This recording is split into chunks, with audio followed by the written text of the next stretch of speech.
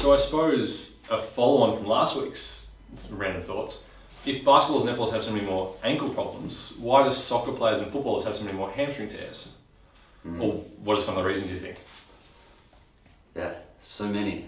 Layers. I mean, I think the single biggest thing is just the distance. I think in the short court sports, you don't have the ability to get yourself up to the top speed enough to genuinely risk hamstring stuff. It's self-limiting. The 16 metres Valent just limits you, so you're just not getting that many hamstring opportunities. So it's very, very rare that you do one. And netball's, other than the centre player, no one's running any more than 10, even 5 metres in netball. It's accelerate, back off, and you never build up that speed with having under the load. Yeah, and so very rare. Like so, in 11 years of WBL, one player has missed games because of a hammy injury. So and that's not to look at us. We're amazing. I think that's we've done well. We've got a good group. We've done well, and we're in the right sport. yeah. I think particularly for hammy stuff. I think that exposure to top speed running is the real issue, and to spikes in that top speed. When I went to the load, the symposium on load, which was put on by Physio Sports Brighton, which was amazing. We had Dr. Darren Burgess, Dr. Tim Gabbett, Mick Drew from the AIS, just all these brilliant people talking about it. And the theme, and Alex Contouris, the physio and sports science manager for Cricket Australia, was there as well. And it was a lot of brilliant presentations. The theme that emerged over the course of the weekend was just, you've got to attend to the floor of your training load, you've got to attend to that as much as you do the ceiling. And go a little bit deeper on the loading stuff, because we've gone from hammies to loading. Talk about So what is loading? So loading it can be your strength training, it can be your running, and I think particularly in the context of hamstring injuries, it's your running load. So how much and how intense? How much and how intense. So they divide it up into 6 zones. So zone 6 is the fastest zone. That's maximal. That's maximal sprint efforts. You are sprinting as though the grand final outcome depends on your getting that ball. There is no higher level. So a lack of zone 6 running means that when you then go to do zone 6 running, you haven't come game time. Yeah, you haven't got that adaptation in the tissues to cope with that. So it's an overload on a weak muscle. Yeah, so it's basically you've and the really common mistake has been historically that we back off in training a lot in order to protect the person from the risks of load, but you're not exposing that tissue to that intensity and speed, and then when it happens in a game, it's a shock to the muscle, and that's where Right, so it's like it's riskier for the athlete to not do any top speed running during training than it is to cut it out, to protect them. Yeah, it'd be like we said we're going to protect it, like we're training powerlifters, and we protect everyone from injury by never letting anyone squat more than 60 kilos, because that was crazy, so no one's going to get injured, and then we put them in competition and say, okay, now squat 100, well...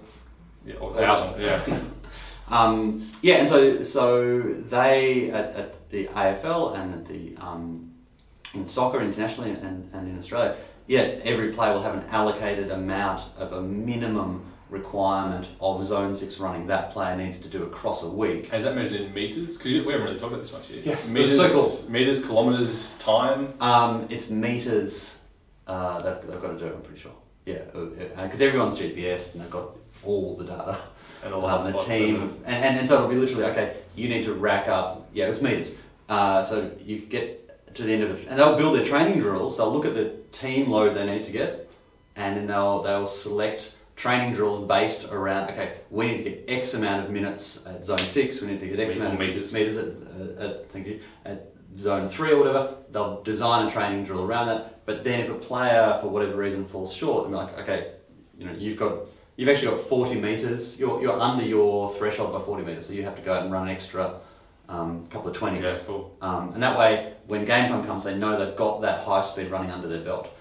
And so when we talk about they have to get another 40 minutes, is that to meet their minimum loading for the week in order to keep their tolerance? So that it's really, really clever. And it's all minimal effective dose. It's still the minimal amount that, it's not the maximum we can fit into that player. It's kind of like the minimum they need to avoid injury. To stay safe. Yeah. So it's pretty interesting. So how does that come back to hamstrings? So with hamstrings, I think the issues are, lack of eccentric strength. Well, if we go back to your statement before, I think it was David Opar. You went to David Opar's seminar, and you phenomenal. He's not alone though. I forgot. I'll credit the guy in the You got his name, not the other guy. It's really rude. Yeah, sorry. David Opar and his team that he worked with, they've done a bunch of studies. The number one factor is age. Yeah. And previous hamstring. Yeah. So the same as the ankle rolls. If you've done a hamstring, you're more likely to redo that hamstring. The second one was age. And when they say age, they mean over 23. So once you hit 23, you're now officially old. Which is very depressing. And then the next one is eccentric strength. Yep. You can eliminate those first two as being risk factors by becoming eccentrically strong. Yeah. And they measure that on the Nord board, which we had. So to be clear on that, we've got to talk about that because it's a cool point. To be clear on that, you can have a 30-year-old who's had multiple hamstring strains. Yep. And if you get their eccentric strength above a threshold, which is I think in rugby it was 337 newtons, and in soccer I think it's 270. That's just based on the studies, but so somewhere around that 300 mark. If you get your eccentric strength as measured by the Nord board above that threshold, you now have the same injury risk profile as a 20-year-old who's never had one. Yeah, which is so cool. It's amazing, and it speaks credit to just hamstrings are so they have such a big eccentric role. Yeah. That if you can just improve that eccentric strength, and it seems it doesn't matter where in the length tension relationship, does it? It's not a joint angle specific thing. It's just brute strength through the eccentric. Just get that gross strength. Just be strong eccentrically anywhere, and that seems to give you more tolerance to that load and to prevent those hamstring strains. Which is really cool. Yeah. So those are the obvious things you can. So attend to your eccentric strength. I think the neural mobility side of it is, particularly with kicking sports, because it is the slump stretch basically.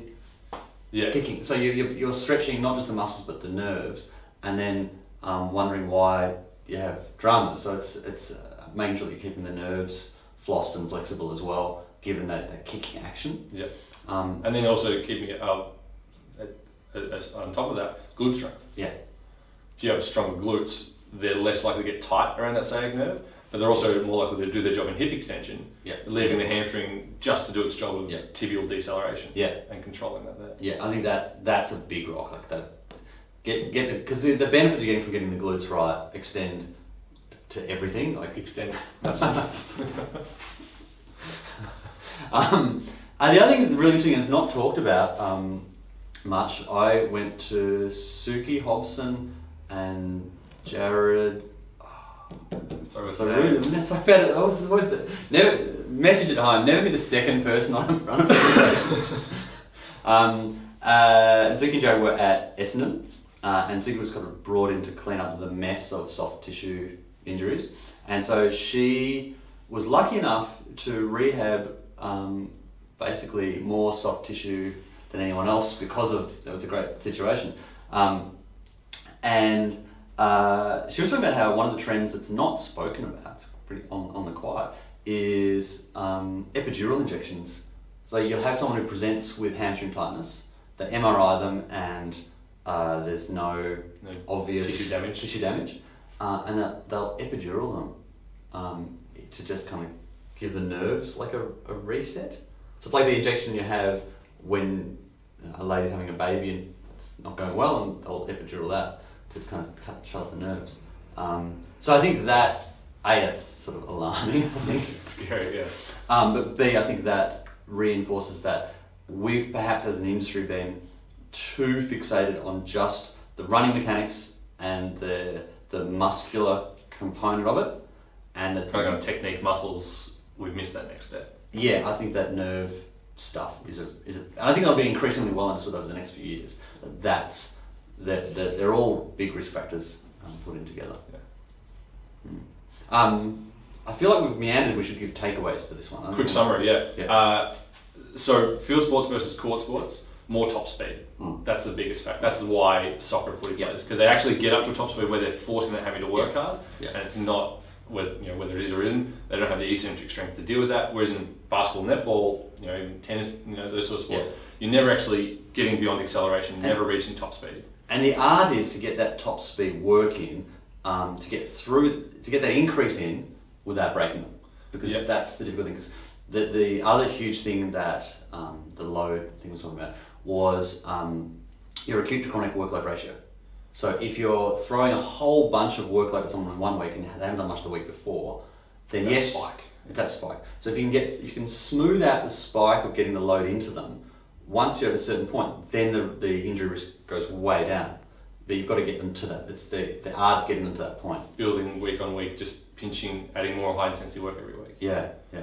Sorry, I interrupted your summary, sorry. That's right. So top speed running. That's the main factor. Intelligently getting the volume of that in. And then intelligently getting it in so that you don't have the big spikes. Yeah. The kicking action and that link to neural tightness and the fact that they're winding those nerves up. Yeah. And then you've just got basic things, running technique, making sure you're midfoot striking, not heel striking, so you're not forcing the hammy to do the glutes job. Someone else's job. Yeah. And then glute activation, which is good hip strength, hip flexor flexibility, glute activation, core control, all that stuff. Yeah. Will keep the hammy doing its job of controlling the tibia, not having to extend the hip, which we want to leave for the glutes. Yeah.